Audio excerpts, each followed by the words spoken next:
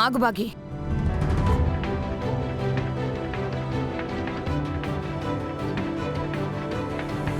ఏంటి బాగి, నన్ను డామినేట్ చేద్దామని ఇంత బాగా రెడీ అయ్యావు?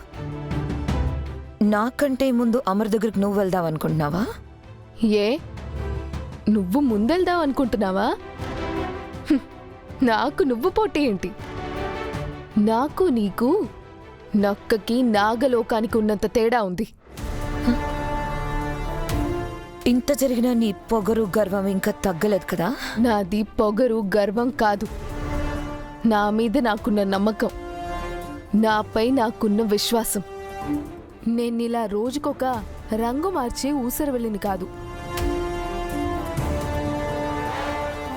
ఊసరవెల్లి నేను కాదు, నువ్వు. ఈరోజు నీ అసలు రంగు బయట పెట్టబోతున్నానా? నువ్వు నన్నేం చేయలేవు మనోహరి. ఎందుకు చేయలేను? నీతో 5 ఏళ్లు అరణ్యవాసం చేయించానా? నువ్వు కట్టుకున్న భర్త ముందే నిన్ను పరాయి దాన్ని చేసి అజ్ఞాతవాసం చేయిస్తున్నాను. పిచ్చిదానా, జీవితంలో అరణ్యవాసాలు అజ్ఞాతవాసాలు దాటితేనే పట్టాభిషేకం అని పాండవులు ప్రూవ్ చేశారు. ఛ, ఇప్పుడు నువ్వు పాండవులతో సమానం అని అంటున్నావా? అంతలేదు. కాసేపట్లో నీ బండారం బయట పెట్టబోతున్నానా? నీ బయోగ్రఫీ బయట పెట్టేదెవరో కాదు, వార్డెన్ సరస్వతి.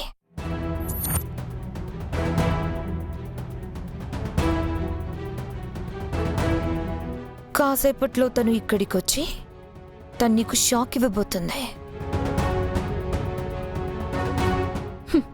వార్డెన్ మేడం రావడం నాకు షాక్ ఎందుకు అవుతుంది? ఈ ఫంక్షన్కి రమ్మని మేడంని నేనే పిలిచాను. నువ్వు పిలిచావు, కానీ ఈ ఫంక్షన్లో అందరి ముందు అమరేంద్రతో నీ గురించి చెప్పమని ఆ వార్డెన్ని నేను బెదిరించాను.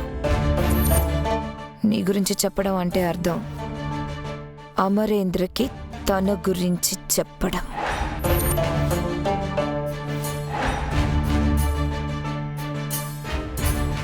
వద్దు వద్దు మనోహరి, అలా చేస్తే ఆయనకి ప్రమాదం.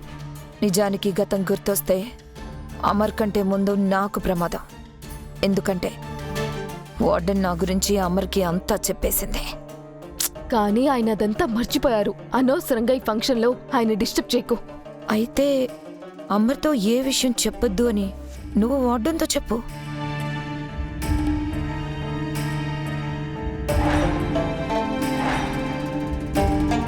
అదిగో వార్డెన్ వచ్చేసింది.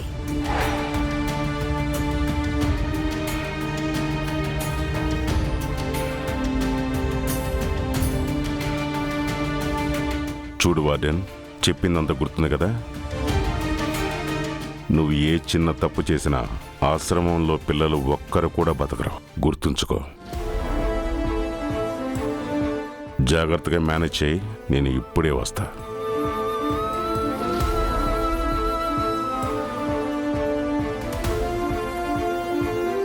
నా కోసమో నీ కోసమో లేక అమర్ కోసమో చూస్తున్నట్టుంది.